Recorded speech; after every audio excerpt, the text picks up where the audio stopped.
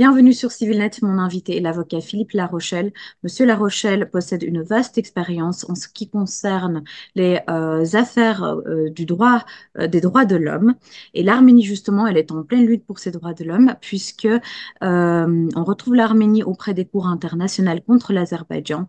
En avril dernier, l'Arménie s'est retrouvée à La Haye devant la Cour internationale de justice et la Cour pénale internationale, devant la Cour internationale de justice et la Cour pénale internationale, mais aussi à Genève auprès du Comité contre la torture, qui est un organe des Nations Unies. Et c'est de cela que nous allons aborder avec Monsieur Larochelle. Bonjour, Monsieur Larochelle. Bonjour madame. Donc, vous vous êtes joint à l'organisation Center for Truth and Justice, qui est un groupe d'Arméniens de la diaspora qui se sont rendus à Genève devant le comité contre la torture, qui est un organe, comme je l'ai dit, des Nations Unies, et qui réclame justice pour les prisonniers de guerre arméniens qui se trouvent aux mains ou qui se sont trouvés aux mains de l'Azerbaïdjan. Le comité des Nations Unies a pris une décision le 15 mai dernier. Et cette décision, c'est d'exhorter l'Azerbaïdjan à prendre des mesures contre ces violations illégales des droits de l'homme. Est-ce que vous pouvez nous en dire plus sur cette décision? Et je voulais aussi vous demander quelle valeur cette décision elle a et si finalement elle est contraignante pour l'Azerbaïdjan. Donc, c'est une. Premièrement, je vous remercie de nous appeler et je dois dire que tout le travail qu'on fait est habituellement en anglais. Donc, je trouve ça très rafraîchissant de pouvoir échanger dans ma langue natale, le français, avec vous à propos de ces questions.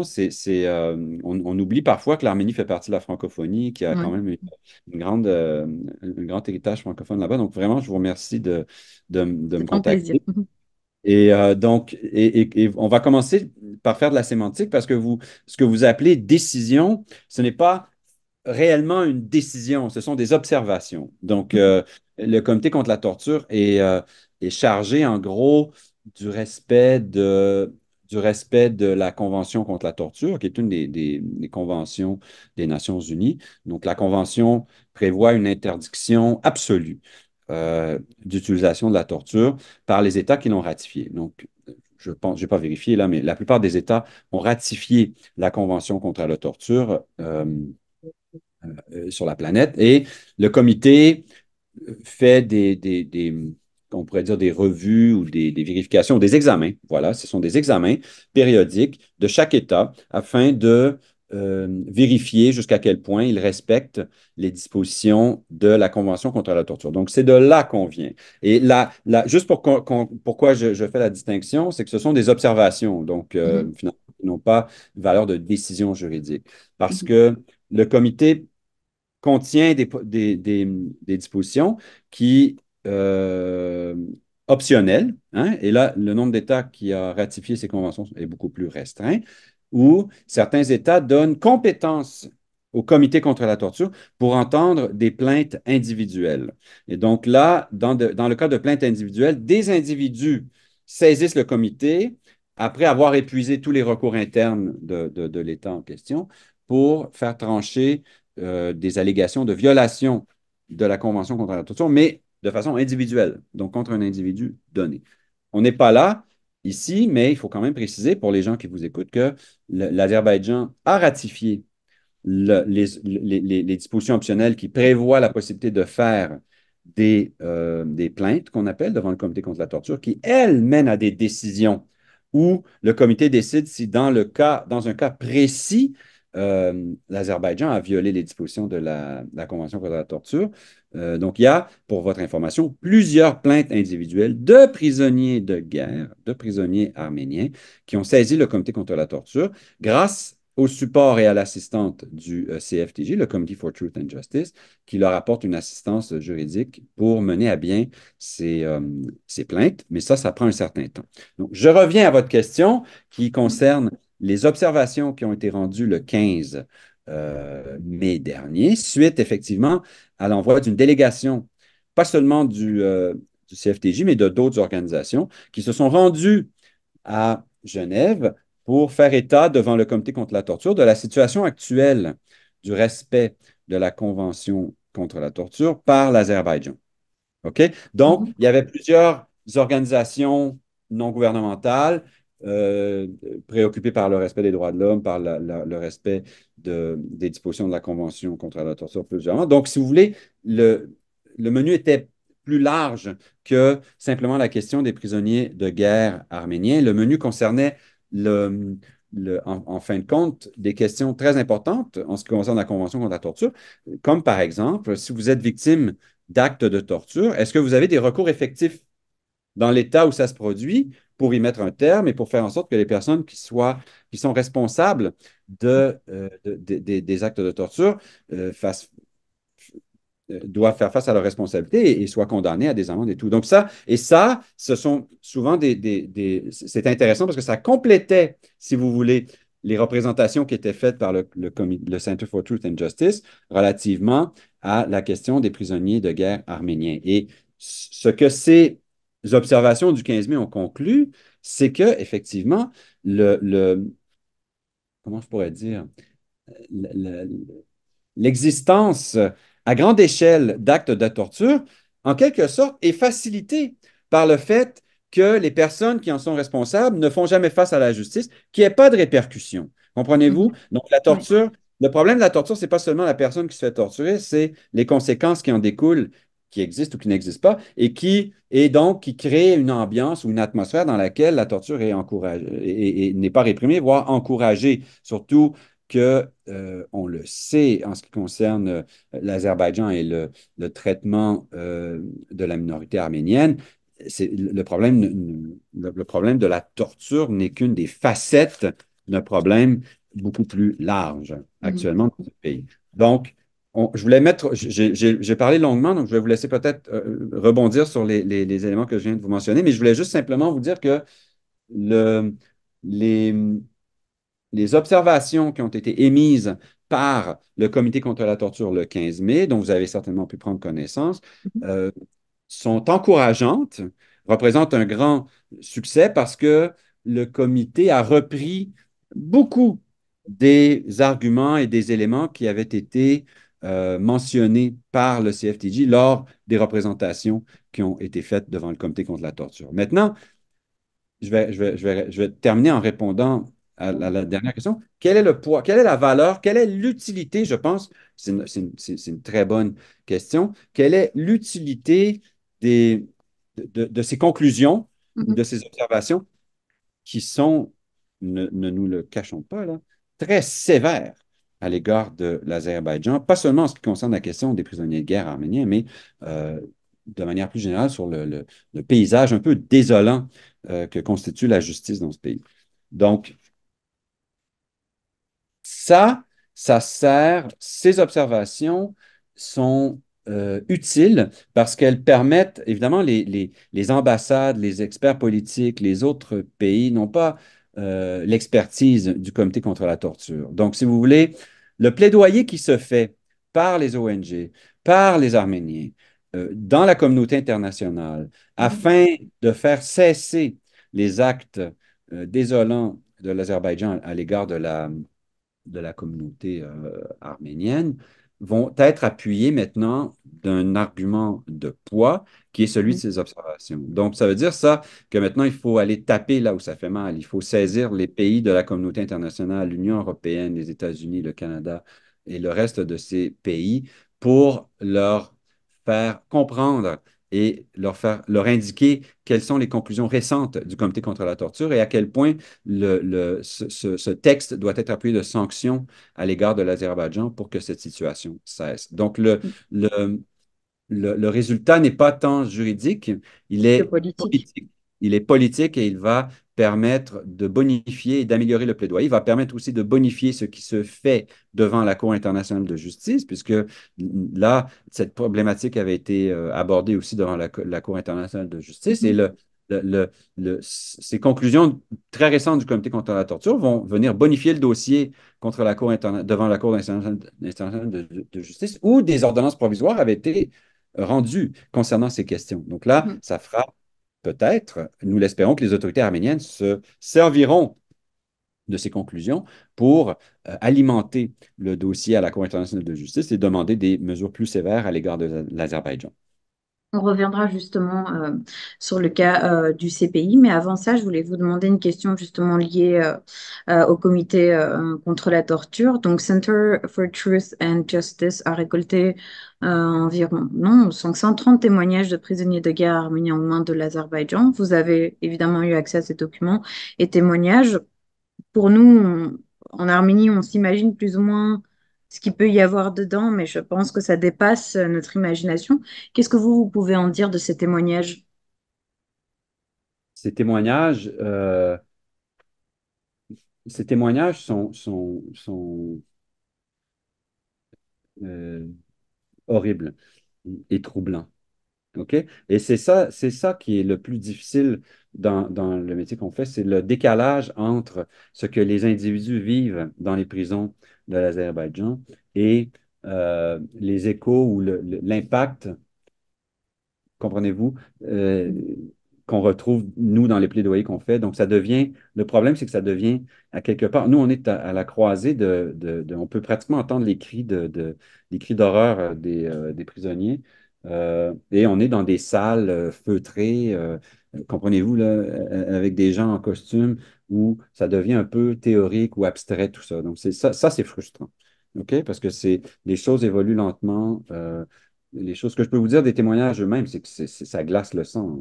Et ce qui est particulièrement horrible, je dirais, j'ai pas envie de parler des actes précis parce que je trouve ça trop répugnant, mais ce qui est particulièrement troublant dans tout ça, c'est que souvent la torture est pratiquée pour obtenir de l'information. Mhm. Non?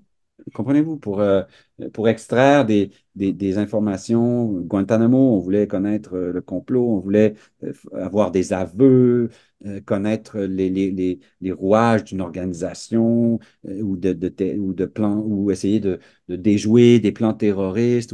Il y a ça ne l'excuse pas, OK? La torture est interdite en toutes circonstances. Ça ne l'excuse pas, mais euh, ça la rend, je dirais, moins répugnante que dans le cas actuel où elle est pas rattachée, les actes de torture ne sont pas rattachés à des connaissances ou à ce que j'appellerais, entre guillemets, des enquêtes ou des aveux ou des investigations judiciaires. Elle est rattachée à la personne, à ce que les gens sont.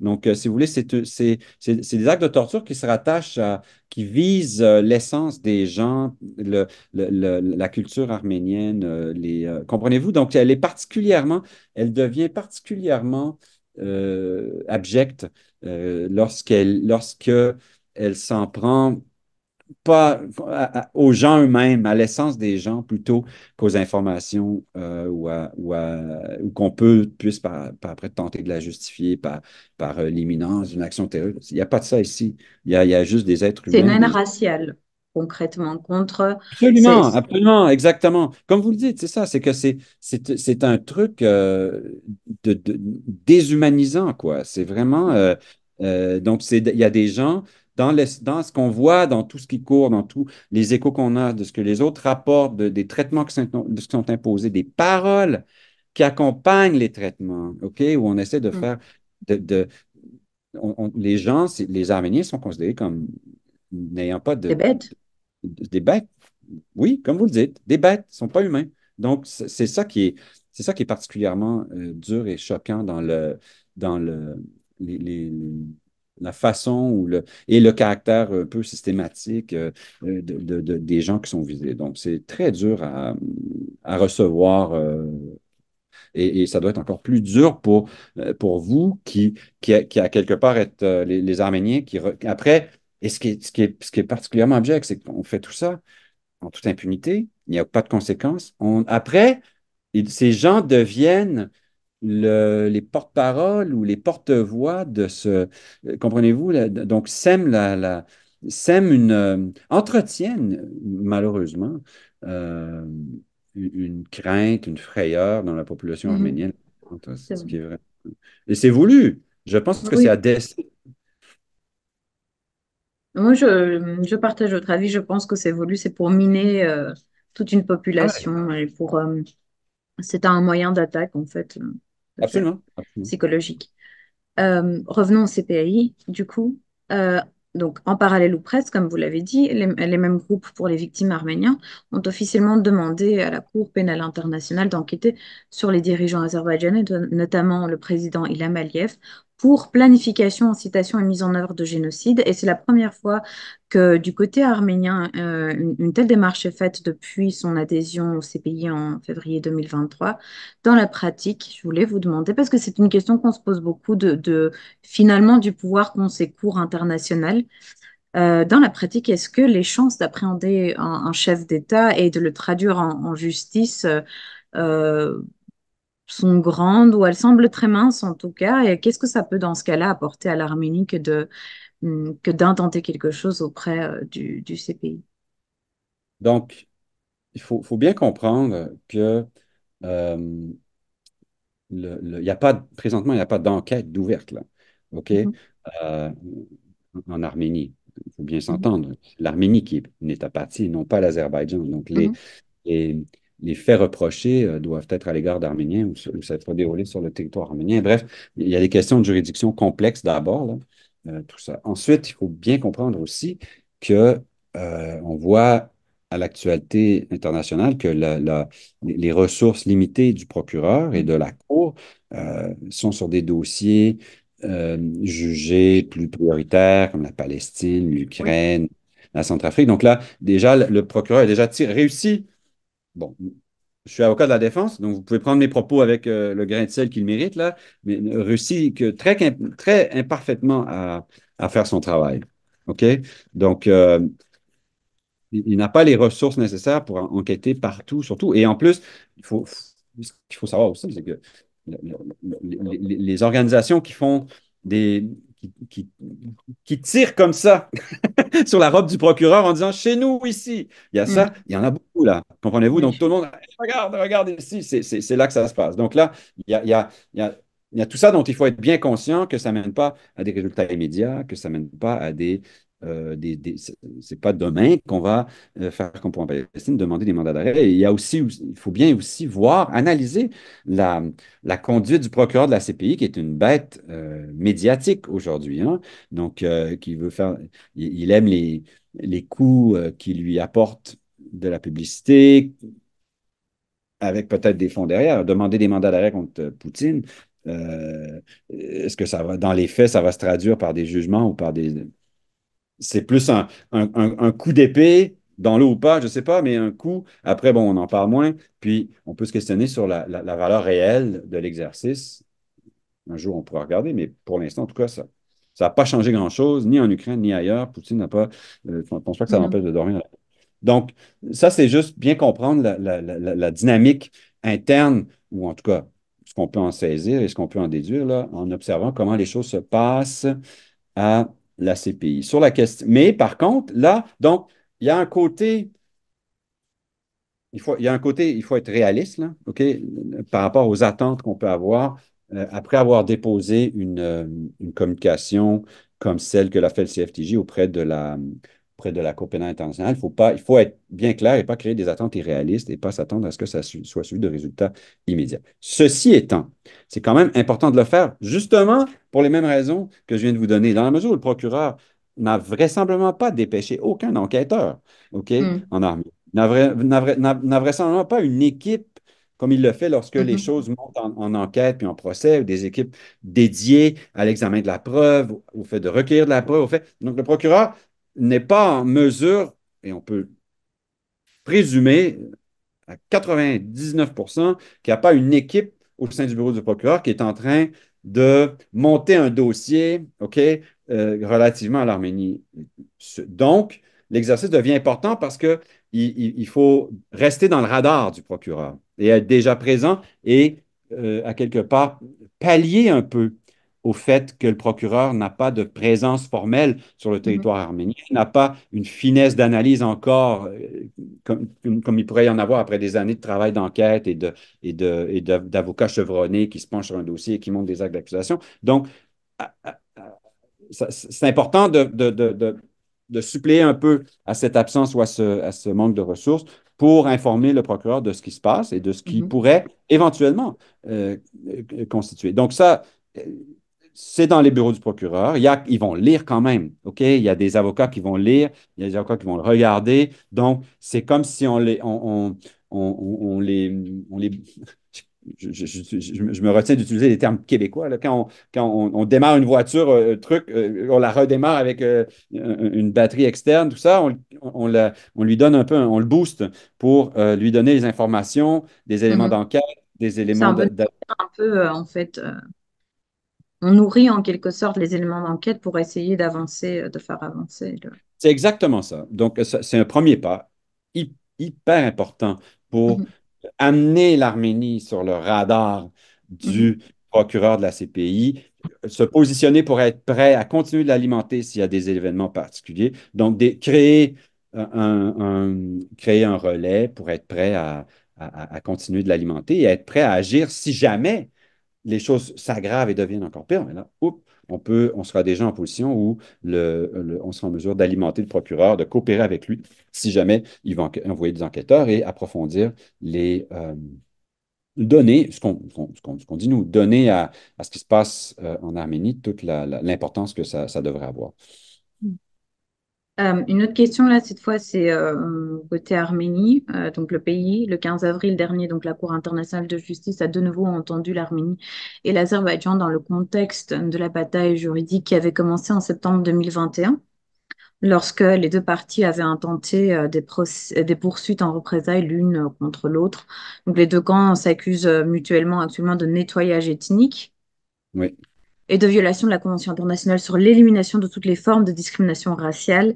L'avocat qui représente l'Arménie, Yariche Kirakosyan, a qualifié l'agression de l'Azerbaïdjan de motivation raciste. Et il appuie justement son argument en disant que les agressions armées de l'Azerbaïdjan ont abouti au nettoyage ethnique du Haut-Karabakh de septembre 2023. Donc pour lui, c'est un exemple flagrant de motivation raciste. Si la Cour admet, bon, je sais que c'est très compliqué de faire pour la Cour d'admettre et que ça va certainement prendre des années avant que ce soit abordé, mais si la Cour admet qu'il y a eu un nettoyage ethnique, quelles conséquences ça pourrait avoir pour l'Azerbaïdjan? Donc, il y a pas de...